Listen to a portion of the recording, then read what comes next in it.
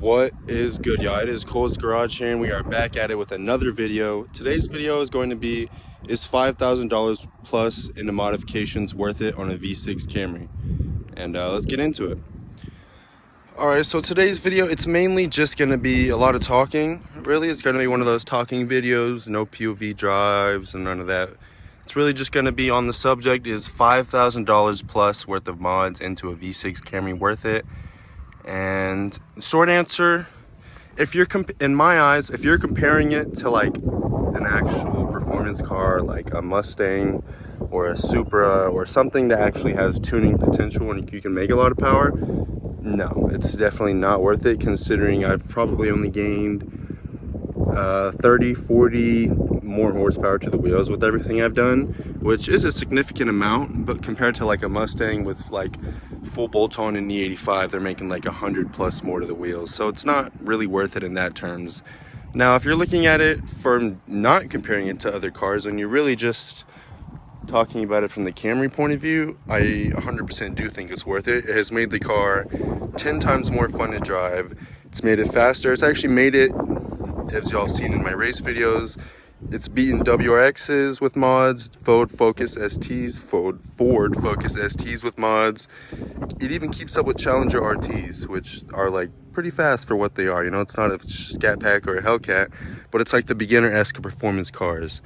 And honestly, it's a Camry, like it's a grandma's car, you know what I mean? So like for it to really be beating some cars out there that are considered performance vehicles, it is impressive in my eyes. But I'm gonna pop up the mod list, everything I've done to the car, including cosmetics, performance, and everything else included. I'm gonna pop that up on here, and then I'll tell you about everything. So the first thing I did, what was the first thing? The first thing I actually did was the spoiler, the TRD spoiler. And I mean, I really love the way these spoilers look on these cars. I get so much compliments on it, like just from the spoiler, like damn, like from the rear, is that a Camry? Like it doesn't look like it, you know? Just gives it a very nice sporty look. The next mod I did was the MagnaFlow catback exhaust, which is probably still my favorite mod. Adding an exhaust to this car made it that much more fun and enjoyable to drive. And it sounds really good. It has an amazing tone at idle. It kind of has like a really deep rumble, like a V8. It's very sick. And then after that, I believe I tinted the taillights, which kind of just adds on to the two-tone exterior that I have with the limo tint, 25% tint on the windows, and then the black roof. So the black from the taillights really adds on with the spoiler too. And also I have the blackout package, so I do have the blacked out logos and emblems and everything. And then the carbon fiber license plate holder. That's gonna do it for the rear. Moving on to the side, we do have these niche, I believe they're 19 by 9.5, so they're definitely really big rims. And I have Eibach lowering springs, and the fitment is so perfect. I love, like I can get my finger that much through and then it's stuck. So perfect fitment. It looks amazing in the rear. It is, I believe, a 1/4 inch or a 1/2 inch lower in the rear than compared to the front. As you can see in the front, there is a little bit more of a gap. I can actually fit my whole finger through it, but just barely. But yeah, I love the fitment on this car. It's amazing and looks so good. And that's gonna do it for the side. Actually, take that back. We do have my last mod, which was the carbon fiber mirrors, which in my opinion look amazing. I don't think I actually did a video on this or have showed this, so this would be the first video with the carbon fiber mirrors. I did get it from King of Carbon Fiber, KOCF.com. You can get pretty much any carbon fiber trim piece for your Camry on there at a good price. And nothing done to the front really besides the factory stuff. When you get the blackout package, you do have the extra black right here under the headlights, and then the extra black right here on the side in the taillight. I think that's it. I did have a front splitter that was right here, but it literally lasted like, oh, got a low power, sorry about that. But I did have a splitter right here, and it lasted like 5 days, like not even a week. Like it was kind of hard to put on because it was lowered, and I don't have a low project, so we had to do like very ghetto and get it up on brakes and everything. And it was then still not even much lifted. Like, it was really hard to actually get the drill under there and be under it still. So I think what wrong is we didn't get all the nails bolted in there strong, and it started sliding against the ground after like the 5th day, and it just completely tore it up, and I just ripped it off, and I'm like, yeah, I don't think I'll run a splitter.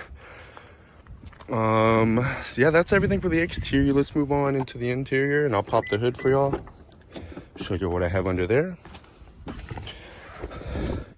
For the interior, I do have these aluminum metal paddle shifter extensions that look really awesome with the red interior. And then I do have this. This was actually one of the first things I did. This isn't actual carbon fiber. This is Amazon carbon fiber. Still looks decent, but you can just look at it if you know carbon fiber and you can tell that it's fake. But in my eyes, it's way better than the cheap plastic black that comes here in your trim panel. Even this fake carbon fiber looks way better than that, in my opinion. I might change that eventually, but these actual carbon fiber trim pieces for this are like $200 or more, so like it's kind of ridiculous.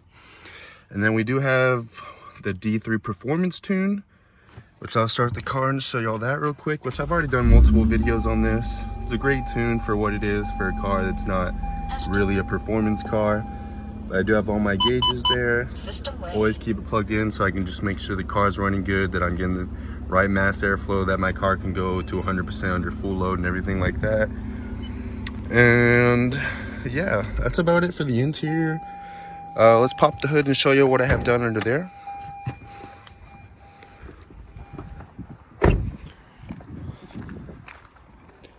Alrighty, got the hood popped.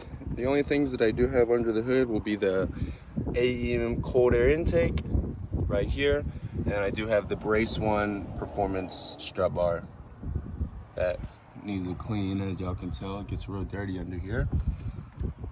But yeah, the strut bar is actually 100, like, for the money, it's so worth it. Like, that's, out of all the mods I've done, one of the most night and day differences was just putting this strut bar.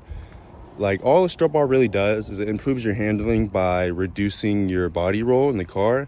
And anyone who knows, who has this car at high speeds, the body roll is pretty severe, considering it's a pretty heavy car. And once you put this on and throw this thing around a turn, it feels so much better. It feels way more planted and dialed. It kind of did the same thing as like lowering the car. Like, you just feel more planted, but it took away the body roll as well, so you just feel way more planted through turns, and it's awesome. This car, really, eventually I'm going to take it to the track. I don't really know when, but I'm going to eventually, and I really want to see what this thing can do on the track, because I think it can be pretty decent, to be honest. But yeah, that's about all the major mods that I've done to the car. Again, do I think it's worth it? Comparing it to other performance cars, the amount of money I spent? No, definitely not. But I love this car. I love this car so much. I think it is a fantastic daily. And I already have a Mustang that's for the streets, that if I want to go fast, I'll get in that. Which I will be doing an update video again. It's still in the shop, which is really unfortunate. It's been in the shop for almost over 3 months now. And man, I really want to drive that car. But this video is not about that, so we won't get into that. But simply, if you just have a Camry and you don't want to do, like, if you just want to put money into it, you know, make it your car, I would say it's worth it. Like, it's definitely, you're getting your money's worth out of it if you're not comparing it to like actual cars that have turbos and big V8s that can actually make more power very significantly easier. So it just depends on how you look at it. I don't regret it. I definitely don't regret it at all. I love this car. I love everything I've done to it. This car is so fun to drive, even as a daily, and I still get pretty decent gas mileage. If I'm not driving it hard, I'll still get, like, when I went to Houston like a couple weeks ago, my gas mileage from here to Houston was like 31. Like, that's still amazing. So it was mainly just highway driving, so that's probably why, but still gets good gas mileage. It's still got a little bit of torque to have fun with. It even can beat some cars that are performance-esque cars.